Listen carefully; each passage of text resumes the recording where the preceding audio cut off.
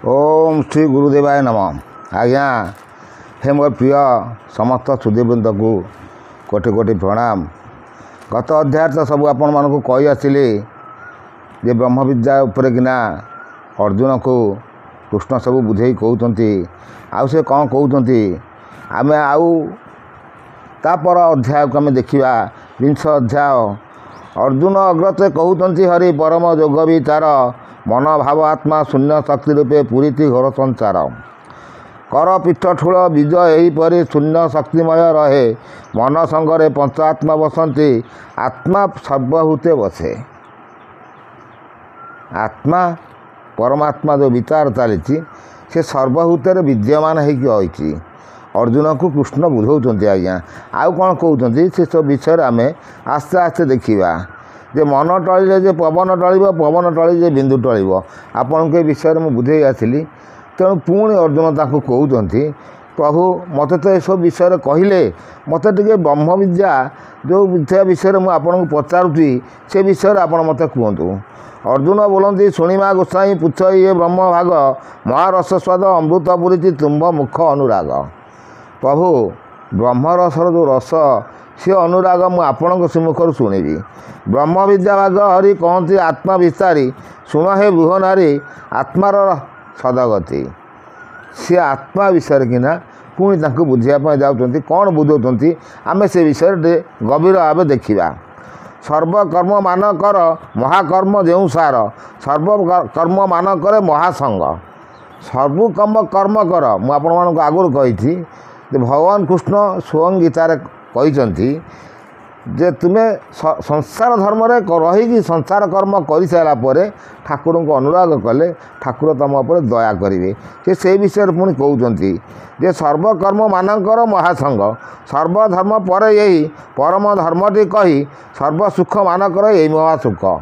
जदि परमानंद को तू चिन्ह पाइलु सब कर्म कर सारापर तापर तुम से परम सुख सेटा कौन से सुख आम ताको आउ टे आगू जाए पुणी देखा। बहुत सुंदर विषय वस्तु आपन जदि मन ध्यान देके शेष पर्यंत शुणिबे बहुत भल ज्ञान हम। रहस्यमय परे रहस्य सार उपरे सर्वढंगरे प्रसंग से लेख। तेणु से जो परम सुखटा कौन आज्ञा बहुत सुंदर विद्या सर्व विद्या परे राजा अन्यान्य विद्यारे खरजा ब्रह्म विद्या आउ परे नाहिटी ज्ञान। सेठी भगवान कृष्ण अर्जुन को कहते जेते विद्या अच्छी सबु विद्यारे ब्रह्म विद्या ही सार जेते रस अच्छी सबु रस ठारू ब्रह्म रस ही सार से महान अमृत। तेणु आम से विषय किए दंश आउ आलोचना करी जाऊे देखा से कौन कहते भल कथा कहते ये विद्या जो साधिले साध ही जन्म नुहई बुद्धि पारे हुए मोक्ष शुणिले से ज्ञान। जदि ये ज्ञान अर्जुन जी शुणव से मोक्ष ही लाभ कर।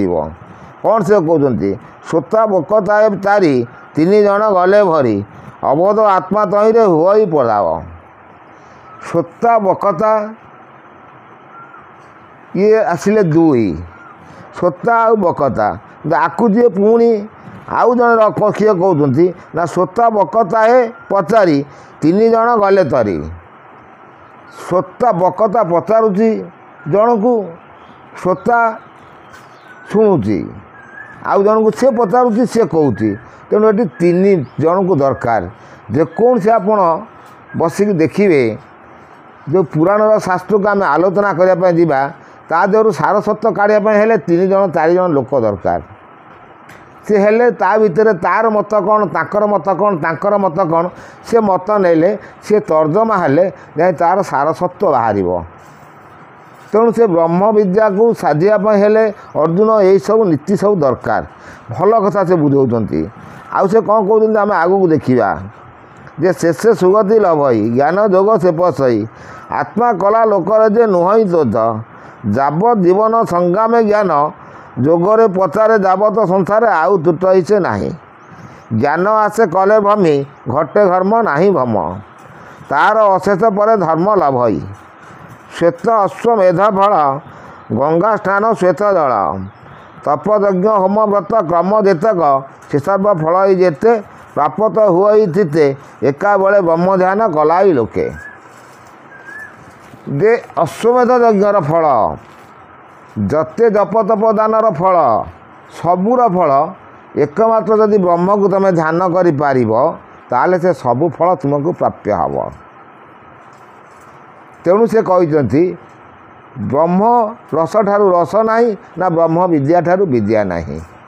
ତେଣୁ ସେ ବ୍ରହ୍ମ କିଏ ତାକୁ ଯଦି ଚିହ୍ନିବା ଆମେ ତାକୁ ଜାଣିବା ସେ ହେଉଛି ସର୍ବଠାରୁ ମୁଖ୍ୟ ଗତି। ବହୁତ ସୁନ୍ଦର ବିଷୟବସ୍ତୁ। ଆଉ ସେ କ'ଣ କହୁଛନ୍ତି ଆମେ ଆଉ ଟିକେ ଆଗକୁ ଯାଇ ଦେଖିବା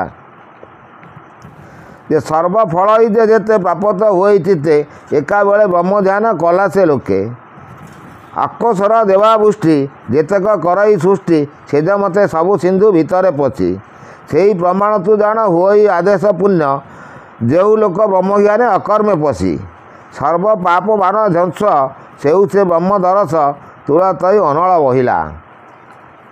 ତେଣୁ ସର୍ବକର୍ମ ମାନ ମୁଁ ଆପଣମାନଙ୍କୁ କହିଛି ଅକର୍ମେ ବାସୁଦେବ ପ୍ରୀତି କର୍ମକରଣ କ୍ଷୟ ଯାଆନ୍ତି।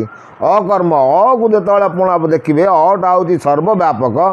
ସେ ସେଇ ଯେଉଁ ଅଟା କେମିତି ତିଆରି ହେଇଛି ତାକୁ ଯେତେବେଳେ ଆପଣ ଚିନ୍ତନ କରିବେ ଅଣାକର ବିନ୍ଦୁରୁ ଆସିକି 3 ସଂଖ୍ୟା ଲେଖିକି ତା ତଳେ ଅଧଲାଏ ରଖିକି ତାଣା ବଢ଼ିଲେ ଯାଇକି ଅକାର ଆସୁଛି ଅଟା ବୋଲି ସୃଷ୍ଟି ହେଉଛି। ସେ ଯେଉଁ ଅସୃଷ୍ଟି ହେଲା ବେଳେ ଯେଉଁ ଉକାର ବସୁଛି ମକାର ବସୁଛି ତାକୁ ଯେତେବେଳେ ଆପଣ ଚିନ୍ତନ କରିବେ ସେଇଠି ଆପଣଙ୍କୁ ବ୍ରହ୍ମଟାକୁ ଜାଣିପାରିବେ।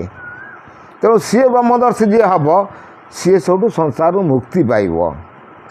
ଆଉ ସବୁ ତୀର୍ଥ ବ୍ରତର ସବୁ ଜପ ତପର ସବୁ ଫଳ ସେ ପ୍ରାପ୍ୟ ହେବ। ବହୁତ ସୁନ୍ଦର ବିଷୟବସ୍ତୁ।